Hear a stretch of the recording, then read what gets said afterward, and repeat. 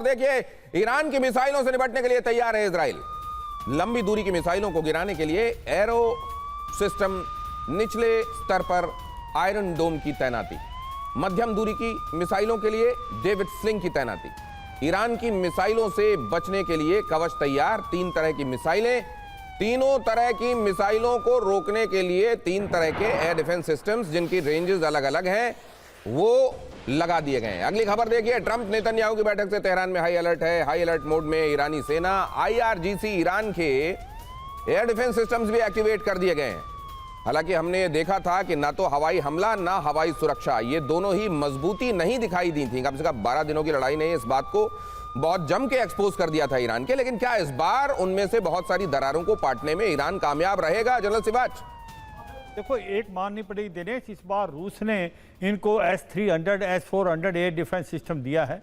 ये सच्चाई है कि ईरान के पास मिसाइलों का जमावड़ा बहुत बड़ा है, मगर उसकी एयर पावर और एयर डिफेंस कमजोरी थी और एयर डिफेंस को उसने मजबूत किया है। और चीन ने भी उसको काफ़ी हद तक नए मिसाइलें और ड्रोन दिए हैं। तो इस बार ईरान जो 12 दिन की जो युद्ध हुआ था उससे ज़्यादा काफ़ी हद तक वो तैयार है। और अभी सरप्राइज फैक्टर नहीं है, अगर बातचीत चल रही है, पिछली बार बातचीत के दौरान ही इजराइल ने हमला कर दिया था ईरान पे, इसलिए ईरान पूरी तरीके से तैयार है। और सबसे इम्पोर्टेंट चीज़ क्या है कि ईरान ने सैचुरेट कर देगा मिसाइलों से, और ईरान का पलटवार सबसे पहले इजराइल, फिर कतार और फिर बाकी जो मिडिल ईस्ट की देशों में होगा, जिससे उनको कोलैटरल डैमेज में नुकसान होगा। और ये भी सच्चाई है, अमेरिका बॉडी बैग से डरता है कि अगर उनके बॉडी बैग जाएंगे तो मिड टर्म में जो डोनाल्ड ट्रंप की सिचुएशन और खा। और ये स्टेट ऑफ हॉर्मुज की जो बात हो रही है, 20% पूरे वर्ल्ड का ट्रे ऑयल वहाँ से जाता है।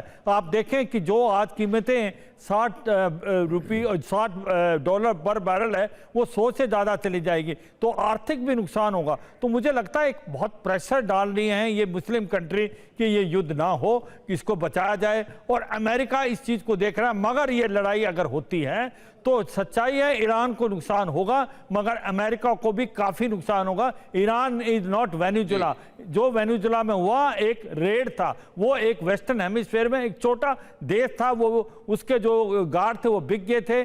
IRGC जो है, जब तक अयातुल्ला अल खमैनी के साथ खड़ा है, उसको नुकसान होना बड़ा मुश्किल है। तो मुझे लगता है कि हाँ, लड़ाई के चांसेस हैं। अगर लड़ाई होती है तो इसके अंदर नुकसान ईरान को तो होगा, पर अमेरिका और अमेरिका की जो बेसिस हैं उनमें भी बहुत भारी नुकसान। चलिए, तो अगली खबर इसी बात पर दिखा देता हूं आपको। ईरान में क्रांति विजय दिवस के मौके पर क्रांति वर्सेस क्रांति कैसे हुई वो भी देख लीजिए जरा। और जिस क्रांति दिवस पर अमेरिका और इजराइल के खिलाफ तेहरान उबल रहा है, आर पार के संकेत दिए जा रहे हैं, डेथ टू इजराइल के नारे लग रहे हैं, आपको इस क्रांति दिवस के बारे में जानना चाहिए। ईरान में राजतंत्र के खिलाफ इस्लामिक क्रांति की शुरुआत 7 जनवरी 1978 को हुई थी। 11 फरवरी 1979 को राजतंत्र खत्म करके ईरान को इस्लामिक गणराज्य घोषित किया गया था। राजतंत्र खत्म होने के बाद ईरान का नाम इस्लामिक रिपब्लिक ऑफ ईरान किया गया, और तब से ईरान में हर साल 11 फरवरी को इस्लामिक क्रांति दिवस मनाया जाता है।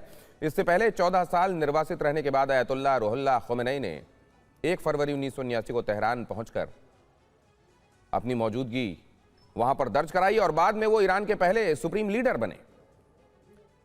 और ऐसे में जब वहां आपको यह दिखाई दे रहा है कि विरोध प्रदर्शन हुए, ईरान की हालत खराब है, सैंक्शंस, इतने दिनों तक चलने वाले सैंक्शंस ने असल में लोगों को भी इस तरह की परिस्थितियों से एक तरीके से आजिज ला दिया है।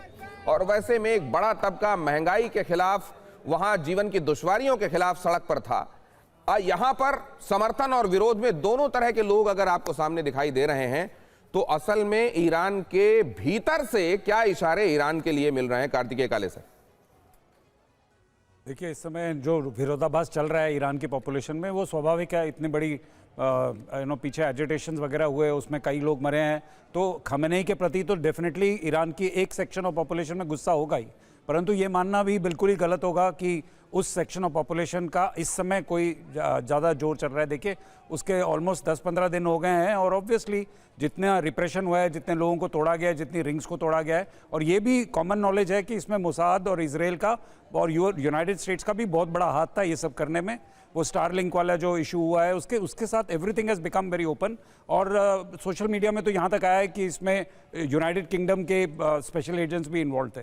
तो अब जो भी इसकी कहानी है, कहने का मतलब यह है कि इस समय सिचुएशन जो है वो थोड़ी ज़्यादा कंट्रोल में है जितनी पहले नहीं थी। तो विरोधाभास ज़रूर है समाज के बीच में, परंतु मुझे लगता है कि इस समय सिचुएशन जो है, ईरान की जो रूलिंग खामेनेई वगैरह हैं, वो जो मुल्ला रूल है वो अभी क्वाइट स्टेबल है और उसमें कोई ज़्यादा खतरा नहीं है। शुभदा चौधरी जी, ये जो एक्सटर्नल थ्रेट है, ये वाकई क्या लोगों को एकजुट कर रही है ईरान के, या ये अमेरिका के इशारे पर है और बहुत सारे लोग वहां ऐसे हैं जो ये चाहते हैं कि इजराइल और अमेरिका ही कराएं, लेकिन अब इस शासन का अंत हो जो वहां चल रहा है? देखिए, मिडिल ईस्ट की या अरब देशों की मोस्ट ऑफ द कंट्रीज जहां मैं गई हूं, वहां बहुत ही स्पेसिफिक एंटी अमेरिकन हेट्रेड है। वो हेट्रेड ईरान में बहुत ज्यादा है। इसका हिस्टोरिकल रीजन है, 1953 में जब पहली बार इलेक्शन हुआ था ईरान में, मोसादिक बने थे प्रेसिडेंट, सीआईए ने अपने प्लेबुक से, सीआईए और MI6 ने उनको हटाया और पहलवी को वापस लेके आए। ये इसके कारण सबसे पहला गुस्सा ईरानियन रिजीम का, ईरान के लोगों का यूके और यूएस की तरफ बहुत आगे बढ़ा। रीजन क्या था? क्योंकि पहलवी जो है वो ऑयल का ज्यादा डिस्पोजिशन डिवीजन जो है यूएस यूके को करते थे, मोसादिक नहीं करते, उन्होंने नेशनलाइज करके रखा हुआ था। दूसरी चीज जिसके कारण बहुत ईरानियंस को नफरत है अमेरिका से, वो था कि जब 8 साल का वॉर हुआ था ईरान और इराक के बीच में, तो आधे साल, मतलब आधे 4 साल अमेरिका ने ईरान को मिलिट्री सप्लाई दी और 4 साल इराक को दी। वो ऐसे गेम खेला है, तो ईरानियंस इसलिए भी नफरत करते हैं। तीसरा, जो टेररिस्ट ग्रुप है एक MEK, जो बहुत ज्यादा इन्वॉल्व थी ईरान इराक वॉर में, वो सद्दाम हुसैन के टाइम पे भी ईरान के जो लोग थे उनके ऊपर भी सिविलियन केमिकल गैस यूज किया था। MEK आज अमेरिका की व्हाइट हाउस और अमेरिका के पॉलिटिशियंस को खरीद के रखा हुआ है।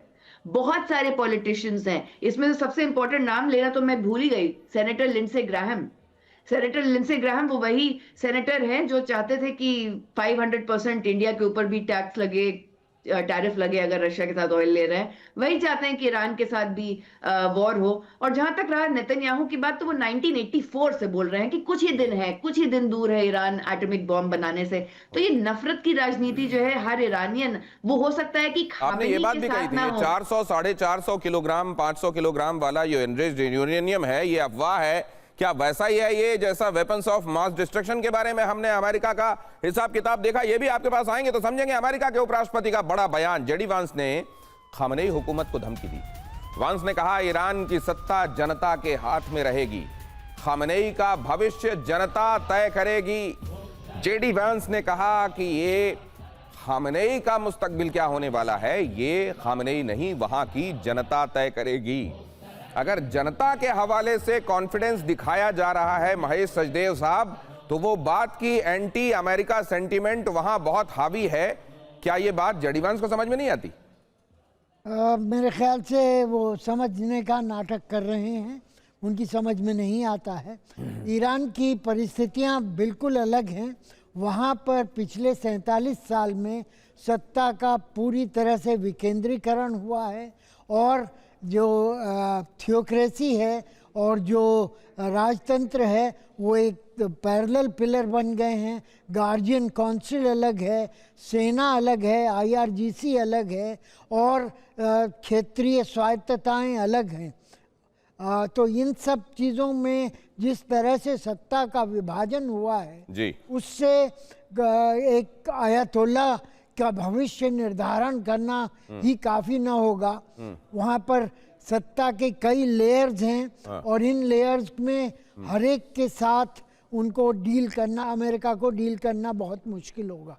ये बहुत सारे स्तरों पर अमेरिका को देखना होगा। चुनौतियां बहुस्तरीय हैं क्योंकि सत्ता का विकेंद्रीकरण कुछ सालों में हुआ है और क्या ये बात भी अमेरिका खातिर में ला रहा है। लेकिन इस बीच हम आपको एक बार फिर से बता दें, व्हाइट हाउस में नेतन्याहू और ट्रंप की मुलाकात चल रही है। इस मुलाकात के संदर्भ में जो लीक बातें जो अंदर से एजेंडे के संदर्भ में सामने आई हैं वो ये हैं कि मिसाइलों पर भी चर्चा हो रही है। लंबी दूरी की मिसाइलों से चिंता में है इजराइल और ये बात अमेरिका को भी वो बता चुका है। पहले मार्को रूबियो के साथ बातचीत में ब्लेयर हाउस में इस बात को रेखांकित किया गया और अब ट्रंप के साथ होने वाली बातचीत में भी इसको बताया जा रहा है। लेकिन यहां पर जाहिर है अगर ये जो एंट्री है वो सामने के दरवाजे से ना होकर पिछले दरवाजे से हुई है, तो यह बात भी आप समझ सकते हैं कि यहां इस बातचीत को कितना सार्वजनिक किया जाएगा, क्या डिस्कस हुआ या आउटकम क्या है, क्या इस बारे में कोई फॉर्मल ब्रीफिंग होगी, या अगर ब्रीफिंग होगी भी तो उस बारे में क्या कितना सच अंदर का बाहर आ पाएगा। पूर्णिमा नाथ जी, देखिए, जो भी अब ये सिचुएशन थोड़ा सा डिफरेंट आपको दिख नहीं रहा है। यहाँ पे कोई मीडिया इनवाइटेड नहीं है, कोई पब्लिसाइज नहीं करा जा रहा है कॉन्वर्सेशन पहले जैसे करा जाता था। सारे स्पेशली फॉरेन लीडर्स को वहाँ पे बिठा के इंसल्ट करा जाता था। आपको एक इम्पॉर्टेंट वन आपको याद है, यूक्रेन का ज़ेलेंस्की को कैसे इंसल्ट करा गया था उसका सूट्स के और उसके ड्रेसिंग के ऊपर। But it was not just Ukraine के ज़ेलेंस्की, बट साउथ अफ्रीका हो और अदर लीडर्स हो, उनको लिटरली वहाँ पे बिठा के पब्लिक के सामने जलील करा गया है। इस बार यहाँ पे ऐसा कोई ड्रामा नहीं है, लिटरली प्राइवेट कॉन्वर्सेशन चल रही है। उसमें कौन कौन है वो भी जानने का इम्पोर्टेंस हमारी है। Is Jared Kushner there? Jared Kushner was part of the deal, जहाँ पे गाजा में आपको ओशन फ्रंट प्रॉपर्टीज बनाने की जो बात चल रही है वो बात हो रही है। तो he was also part of the conversation in Russian and कौन कौन मीटिंग में, ये भी महत्वपूर्ण है। पूर्णिमा नाथ जी, एक महत्वपूर्ण खबर आ रही है, आपको बीच में रोककर उसका रुख करना पड़ रहा है। मैं अपने दर्शकों को बता दूं, ट्रंप नेतन्याहू की मीटिंग से जुड़ा हुआ एक बड़ा अपडेट है। ईरान पर हमले के पक्ष में है नेतन्याहू ईरान पर हमले के पक्ष में है। नेतन्याहू ने ट्रंप को प्लान भी दिखा दिया है कि हम क्या करेंगे, तो क्या संभावना है, और फिर हम उस संभावना के बदले में क्या करेंगे। और यही बात शुभदा चौधरी कह रही थी अब से कुछ देर पहले कि शायद वहां मोसाद से, शिन बेट से लेकर तमाम जो दूसरे स्टेक होल्डर्स हैं इस बात के पक्ष में नहीं है, लेकिन नेतन्याहू चाहते हैं कि ईरान पर हमला होना चाहिए। और अगर ऐसा होता है, क्या ट्रंप भी कन्विंस हो जाते हैं और आखिरकार हमला होकर रहता है।